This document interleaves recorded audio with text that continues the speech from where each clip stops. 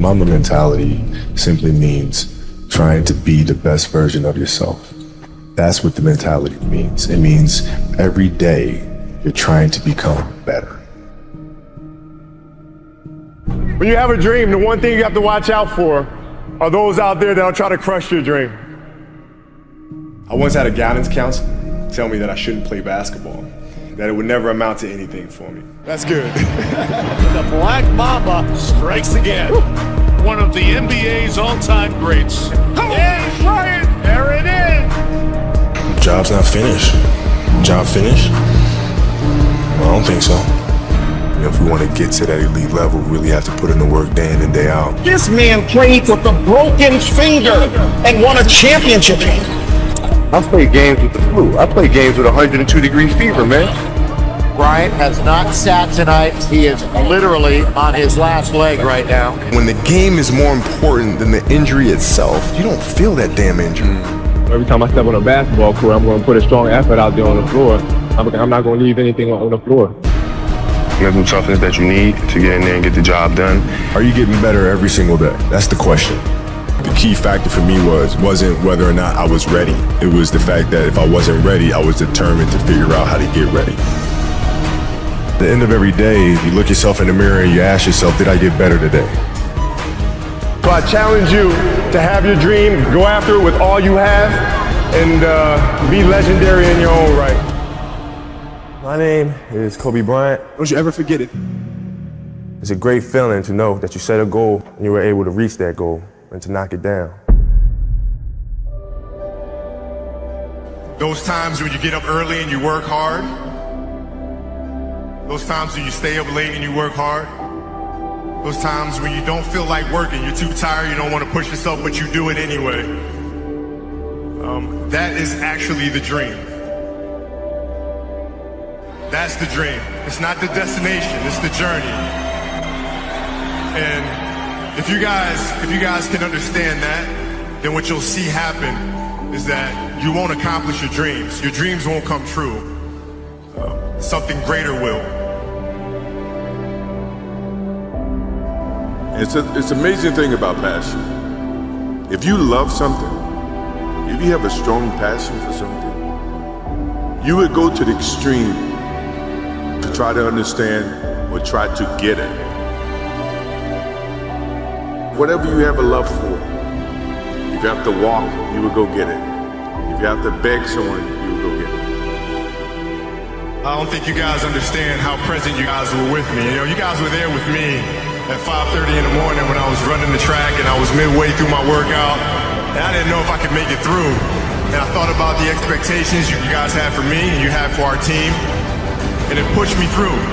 It got me through those 800s and 400s and 100s at 5:30 in the morning. So I thank you. We're not on this stage just because of talent or ability. We're up here because of 4 a.m.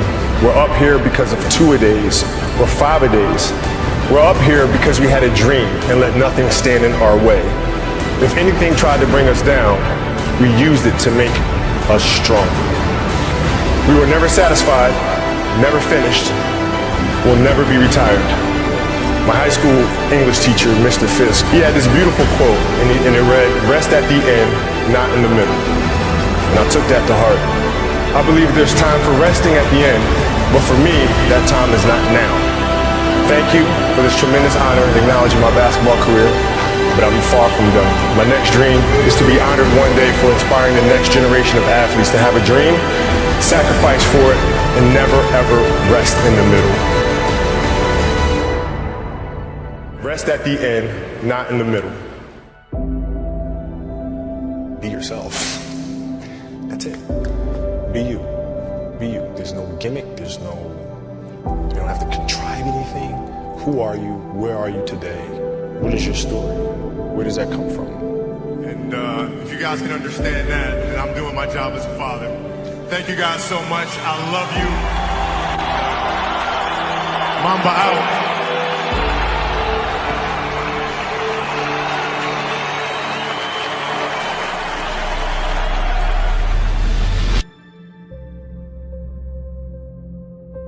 Because if you play with the fear of failing, you'll have the pressure on yourself to play to capitulate to that fear.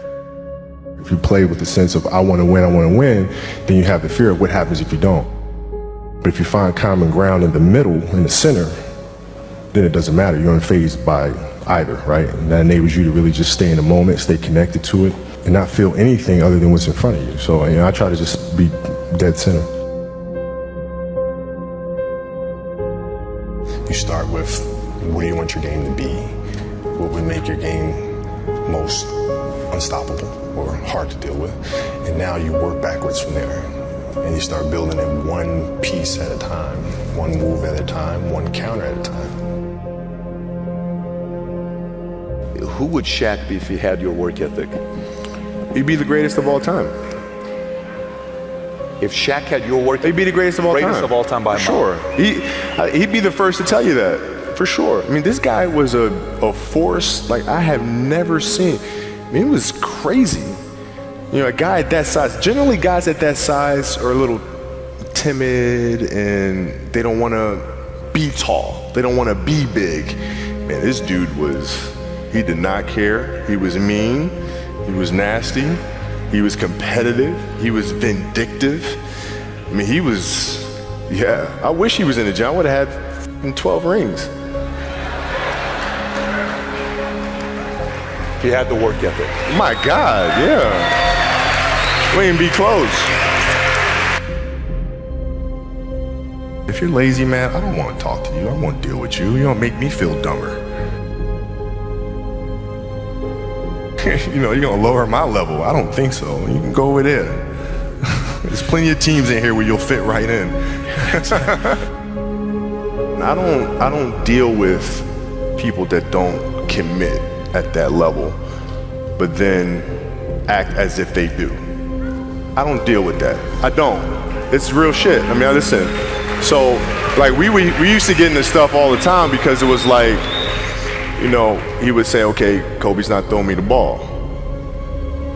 And, media would take it and run with it and all this other stuff. And I'm like, well, bruh, if you were in shape, by the time I run down on a fast break and run back and then run down, you're still coming down the first time, bruh. Like, what the hell do you want me to do? Right? So a lot of our contention came from that. And even though he was older, you were still confronting him. You didn't care. Oh, I didn't care, man. From listen, day one, bro. From day one. I knew for sure. Rick Fox, my teammates, they all thought I was absolutely crazy the day me and Shaq got in a fist fight. After that day, they were like, "Okay, Kobe, you're certifiable."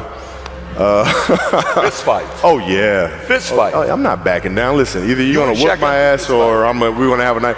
But ain't no way.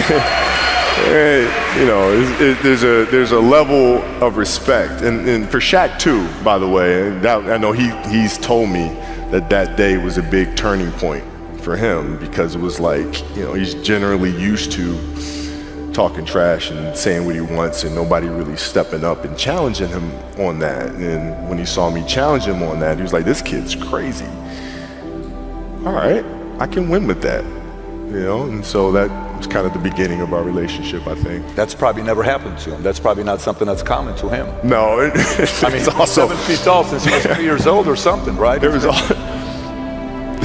is all coming back to me right now. There's also a game in Phoenix. My first year we were playing, and he kept posting up, but they kept fouling him, so he kept going to the free throw line and kept missing them. And so he throw the ball out to me. I'm not throwing that back in there, right? So I kept shooting him, right? So we get in the timeout, and he's like, hey, I'm open. I'm like, okay. And so we go out, same thing, hey, I'm open. Okay. There you go. Come back in. Hey, dude, you got to throw me the ball. I said, man, f that. Get it off the rebound if I miss, bro. You told him this. First year. 18 years old, man. 18 years old. And I must have been out of my damn mind. The story continues. So if you fail on Monday, the only way it's a failure on Monday is if you decide to not progress from that, right? So to me, that's why failure is not existent. Because, if I fail today, okay, I'm going to learn something from that failure and I'm going to try again on Tuesday. Those times when you don't feel like working, you're too tired, you don't want to push yourself, but you do it anyway. That's the dream. It's not the destination, it's the journey.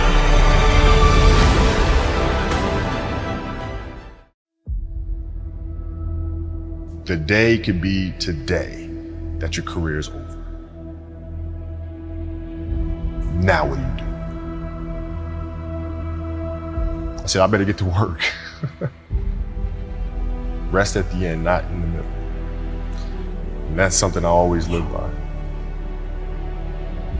I'm not gonna rest, I'm gonna keep on pushing now. There are a lot of answers that I don't have, even questions that I don't have.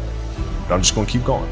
I'm just gonna keep going, and I'll figure these things out as you go, right? And you just continue to build that way. So I try to live by that all the time. Have a dream, sacrifice for it, and never ever rest in the middle. And I came into the NBA, I was like, man, these dudes really don't work that hard. One of the things I would do is while everybody would be at the cafeteria work, eating and doing all sort of stuff, I just go back to the job. How can I show you that, no, I have the edge? Well, you do it through training, right? So when I get up in the morning, my daughter goes with me. 4 a.m.? 4 a.m. My 15-year-old goes with me. She goes with me before school, and it becomes a daddy-daughter thing. That's cool. Through that process, she understands the value of hard work. And so it's through those behaviors is where I find the motivation to do it. I think the definition of greatness is to inspire the people next to you. I think that's what greatness is or should be. It's not something that lives and dies with one person. It's how can you inspire a person to then in turn inspire another person, that then inspires another person. And that's how you create something that I think lasts forever. It's not sit around and it's all happy-go-lucky type of thing. If you're a leader, your job is to get the best out of it. You gotta deal with it, face it, learn from it. It's exciting when you win, it's exciting when you lose, because the process should be exactly the same. But the hardest thing is to face that stuff. But what if today is the day that's it? Now what do you do?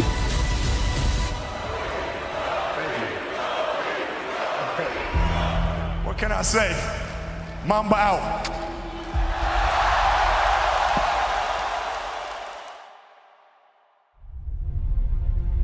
My parents were great. Growing up, they instilled in me the importance of imagination, of curiosity, and understanding that, okay, if you want to accomplish something, I'm not just going to sit here and say, yes, you can do whatever you want. Yes, you can, but you have to also put in the work to get there, right?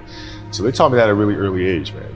And when you grow up as a kid thinking that the world is your oyster, all things are possible if you put in the work to do it, you grow up having that fundamental belief.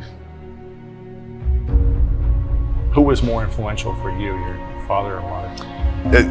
Both were influential at different points. Yeah. Right. My mom was there on a daily basis. My father was really influential at a really critical time where I had a summer where I played basketball when I was like 10 or 11 years old. And here I come playing and I don't score 1 point the entire summer. Not one. You didn't score once? Not one. Were you in the game? I was in the game. How'd you not score? Because I was terrible. Not a free throw, nothing. Not a lucky shot, not a breakaway layup, 0 points. And I remember crying about it and being upset about it. My father just gave me a hug and said, listen, whether you score 0 or score 60, I'm gonna love you no matter what. Wow. Now that is the most important thing that you can say to a child. Because from there, I was like, okay, that gives me all the confidence in the world to fail. I have the security there.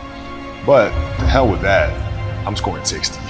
Let's go. Right. And from there, I just went to work. I stayed with it. I kept practicing.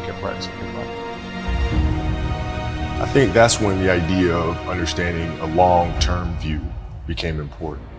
Because I wasn't going to catch these kids in a week. I wasn't going to catch them in a year. Right? So that's when I sat down and said, okay, this is going to take some thought. All right? What do I want to work on first? All right, shooting. All right, let's knock this out. Let's focus on this. Half a year, 6 months, do nothing but shoot. All right, after that, all right, creating your own shot. You focus. So I started creating a menu of things. When I came back the next summer, I was a little bit better. And then 14 came around, back half of 13, 14 years old, and then I was just killing everyone. And it happened in 2 years. And I wasn't expecting it to happen in 2 years, but it did, because what I had to do was work on the basics and the fundamentals. While they relied on their athleticism and their natural ability. And because I stick to the fundamentals, it just caught up to me. And then my body, my knees stopped hurting. I grew into my frame. And then your athleticism, once you have the fundamentals, the hard work, the mindset, and you tack on the athleticism, it's game over. Then it was game over. Wow.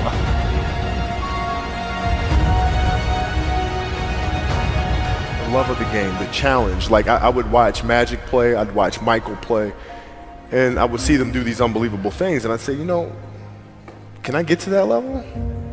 I don't know, but let's find out. Let's find out. And so that curiosity to see where I could push this thing led me down that path, I think. With the 13th pick in the 1996 NBA Draft, the Charlotte Hornets select Kobe Bryant from Lower Merion High School in Pennsylvania. Greatness lies ahead for this young man. Well, I learned that you have to work hard and you have to approach the game with a serious mindset. There was a stretch in 03 where Shaq was out with an injury. And Phil called me up to his office and said, okay, we need you to really turn on the afterburner to start scoring the ball if we have to win. So I did, and I wound up scoring, I think it was 9 straight games for 40 plus points.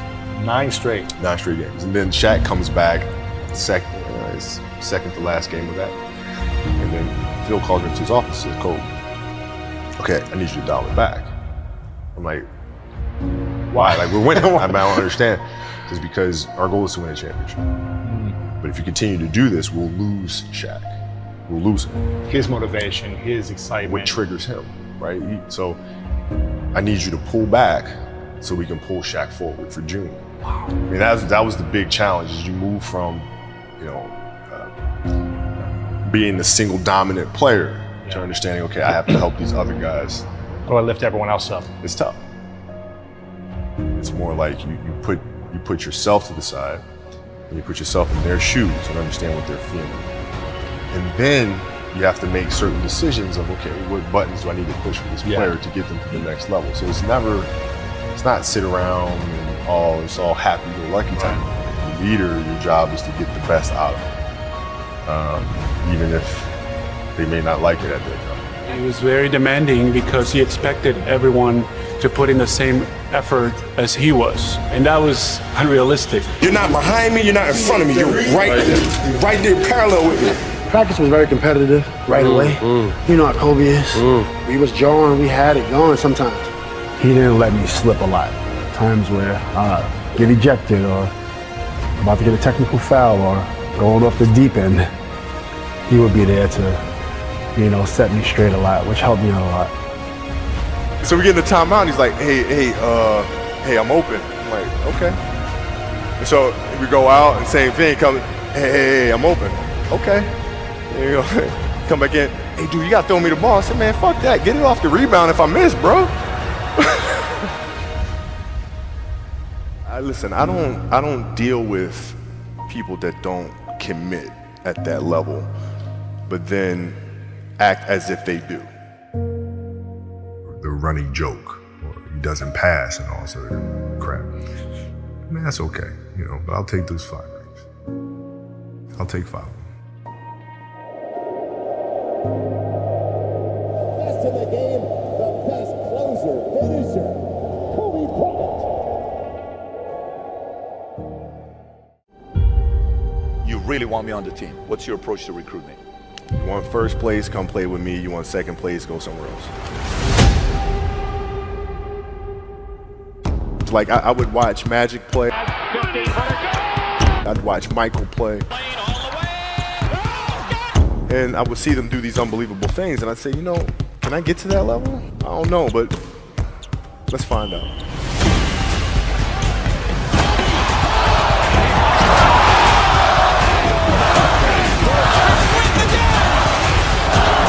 That's why he's the best player in the game. Everything was done to try to learn how to become a better basketball player. Everything. And so when you have that point of view, then literally the world becomes your library to help you to become better at your craft. So because you know what you want, the world's giving you exactly the information you need to become better at it. Because you know what you're looking for. So many guys tell stories about your work ethic. Yeah. What was really your work ethic like, and for how long did you stay disciplined? Well, I mean, every day. I mean, since 20 years. I mean, it was an everyday process and trying to figure out strengths and weaknesses. For example, jumping ability. Man, my vertical was a 40, it wasn't a 46 or a 45. My hands are big, but they're not massive, right? So you got to figure out ways to strengthen them so your hands are strong enough to be able to palm a ball and do the things that you need to do. Quickness, I was quick, but not insanely quick. I was fast, but not ridiculously fast, right? So I had to rely on skill a lot more. I had to rely on angles a lot more. I had to study the game a lot more. And but I enjoyed it though. So like from the time I can remember when I started watching the game, I studied the game and it just never changed.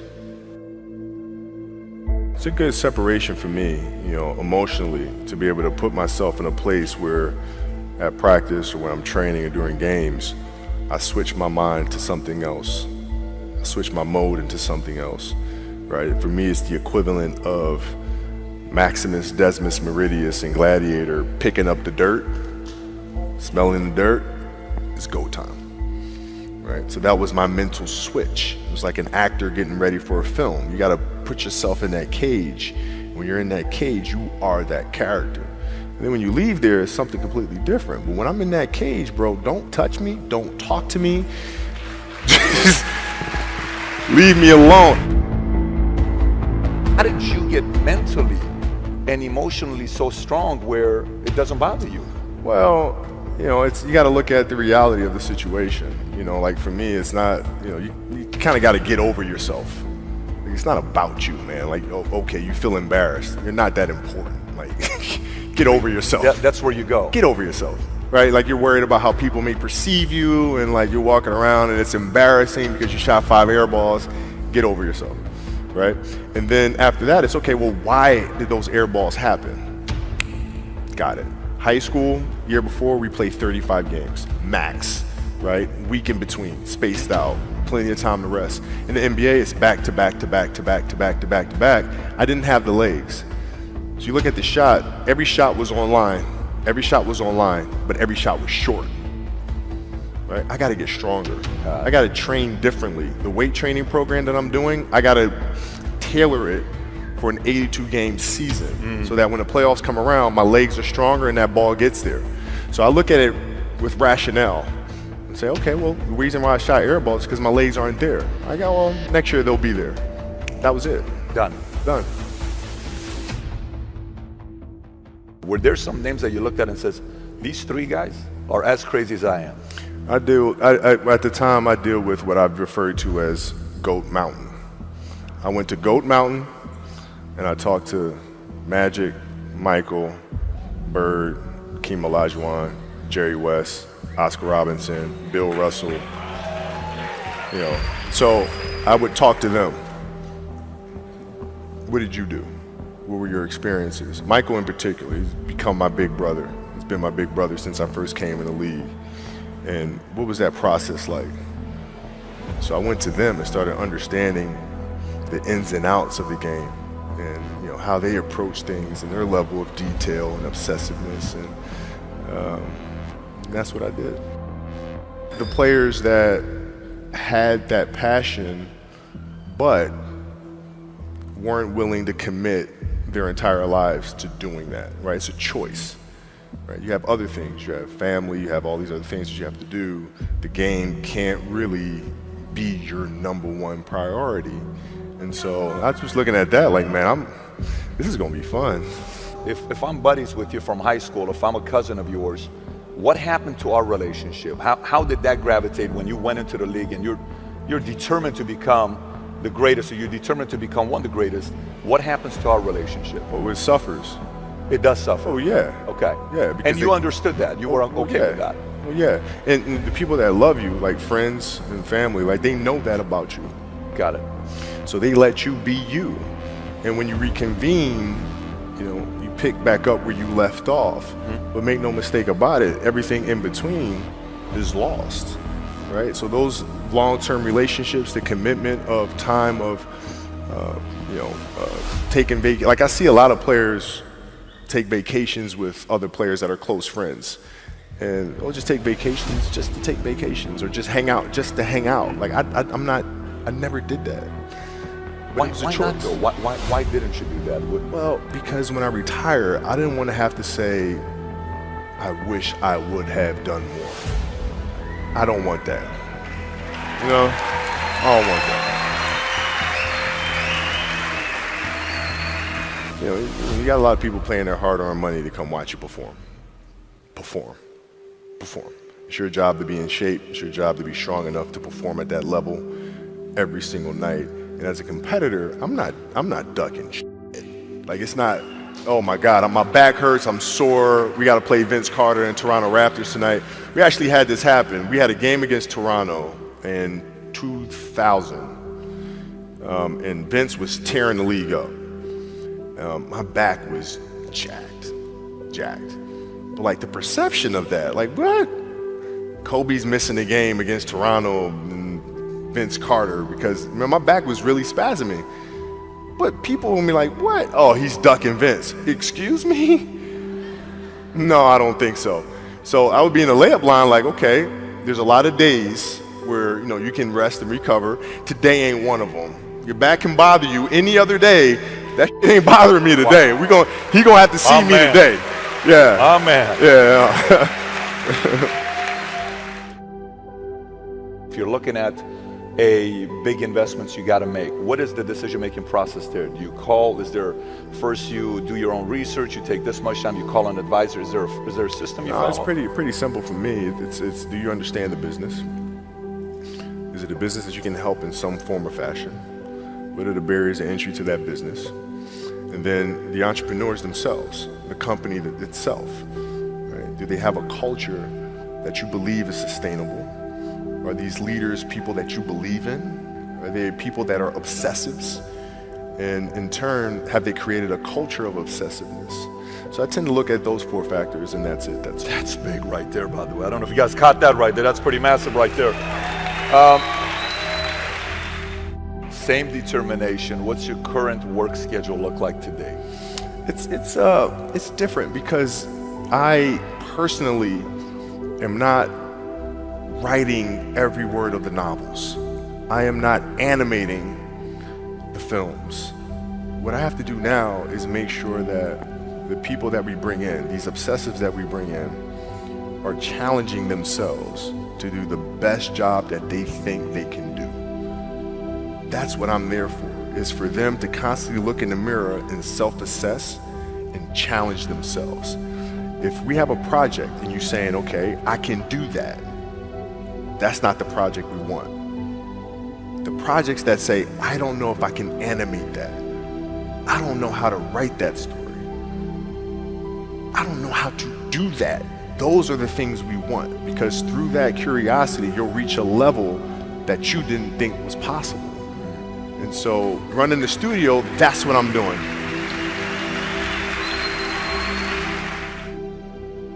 You're playing against the Golden State Warriors.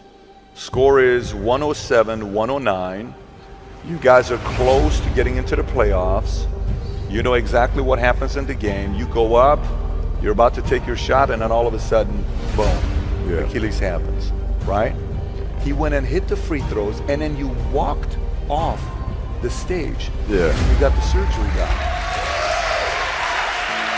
When I went in the trainer's room, my kids are in there, and they're looking at you and stuff, and I'm looking at them, and I'm like, it's all right, Dad's gonna be all right. Mm-hmm. It'll be fine. It'll be all right. It'll be all right. It'll be all right. As a parent, you gotta set the example. You gotta set the example. This is another obstacle.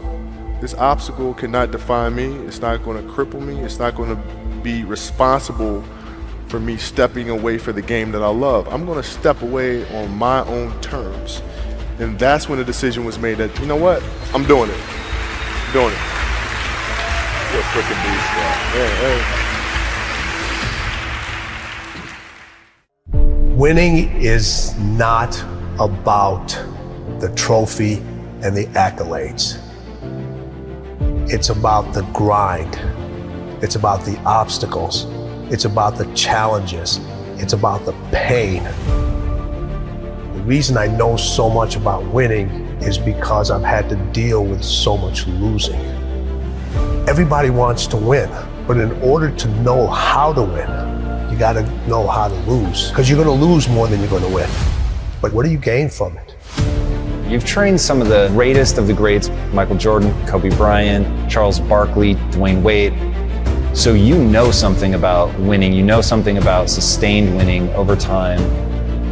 Your mind has to immediately shift back, because now you felt and tasted something that you can only get through winning. Are you willing to do it again? And that was one of Kobe's favorite words when it related to winning. He says, you have to be obsessed with whatever your win is. Be all in. Three greatest lessons I learned from Michael: competing, accountability, and then winning at all levels. Winning at all levels, what does that mean? You just don't win in one arena. You win in your sports, you win in business, you win in your personal life. Other people win because you win. It isn't just about you. It's about being able to pull the team and show them what it feels like to win. And this isn't about playing basketball like Michael Jordan did, like the late, great Kobe Bryant, Dwayne Wade. This is about having the mindset to win. When you fail, your feelings give you excuses. Your mind makes you more resilient. You look at when Kobe, his first playoff series, he had this horrible game where he shot like 4 or 5 straight air balls. Now, he could have came back next year and said, I got to prove everybody that's, man, you're too young, why'd you take? No, it was just like, you know what? That's on me. I have to own that moment. Now, I got to prove to myself I can overcome this, because now everybody else is doubting me, but I can't doubt myself. Everybody told MJ, don't go to North Carolina. You'll never play. You shouldn't be here. And Michael went out and he said, I don't need to prove to coach. I don't need to prove to Buzz. I need to prove to myself that I belong here. I always say, you can have fear, but you can't have doubt.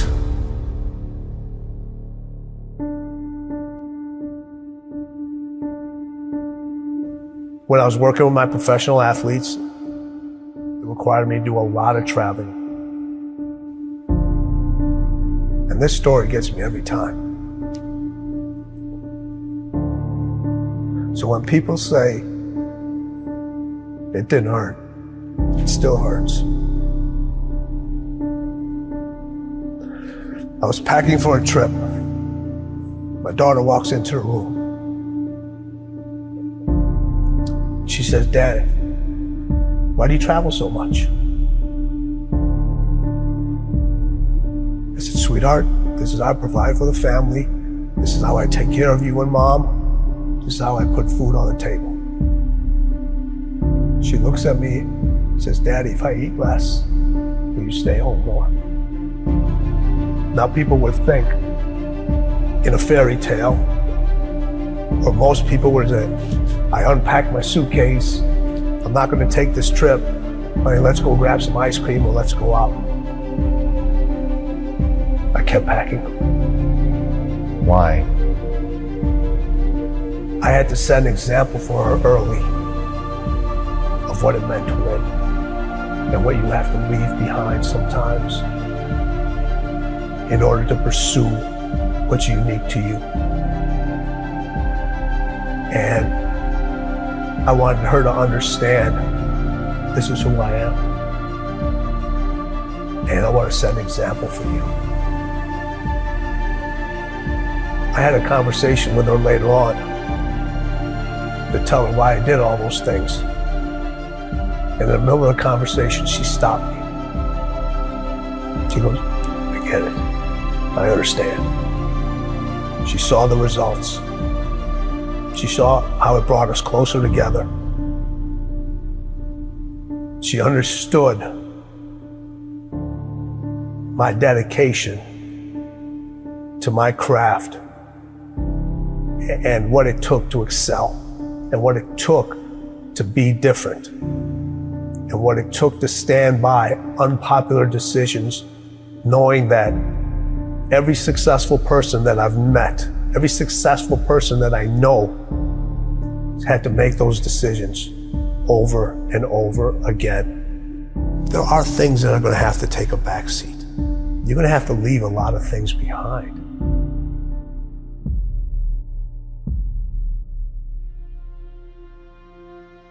The hardest thing with Kobe was getting him to stop.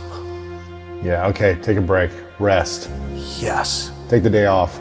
That was the most challenging thing with him, because over all the years that he had his success, it was about go, go, go.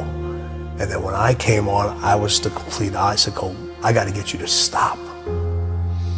His 3 a.m. workouts, they're crazy. You know, having to keep the Staples Center open later because he wasn't happy the way he performed at that game. And I would not leave till he would leave. Really? Yeah, so we would be in the arena sometimes 2, 3 o'clock in the morning. Shut up. All the lights are turned off except on the court, and we just keep going, What is the mindset of winning? They both had that. So I look at it 3 ways. So you have individuals that compete. You know a lot of people that compete. Yeah. You know, we all know how to compete. Everybody knows how to compete. You don't forget how to compete. We just decide not to anymore. But a lot of people compete just to finish. But then there's individuals that win, but they only win one time. It's easy to win and then never win again. And then there's people that win at winning. You can't come back the same. Cannot come back the same. You have to come back different. You have to come back better. Winning wants you to be different. Winning requires you to do different things. Winning requires you to think in a different way. Winning speaks its own language. Winning has its own way of recognizing you. Winning wants you to write your own story. Stop looking for steps. Those steps are infinite. Find your own path to winning. Because as the late, great Kobe Bryant said, winning is everything.